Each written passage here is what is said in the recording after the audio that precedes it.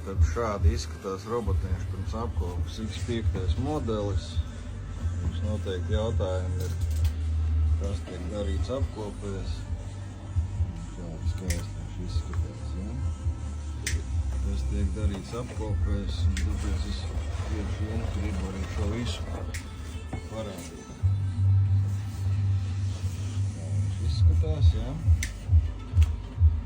Pacelsim apakšu. Izskatās visu šādi. Ļoti skaisti. Nedaudz tā kā kaut kas suns piekakājas vai kas, nevar īsti saprast. Nu tā, apmēram tas viss izskatās. Te klūcis, viss ir radiatori netīrs. Apakšā viss netīrs. Tas ir X5 vēlreiz atgādina. Reku riteņi, kas viss ņemās nost, tīrās, mazgājās. Lūk, apmēram šādi. Lai jums ir kaut kāda saprašana, tur apakšā baigi mēs redzēt nevaram šobrīd, kamēr nav atļauts.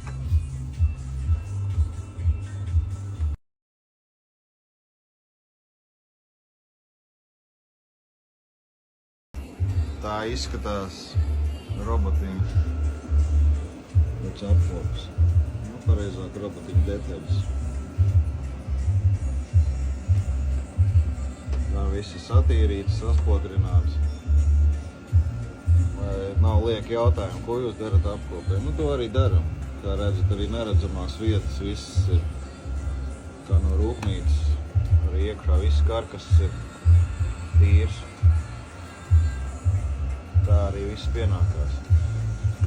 Nu, tātad pats robots, bez karkas.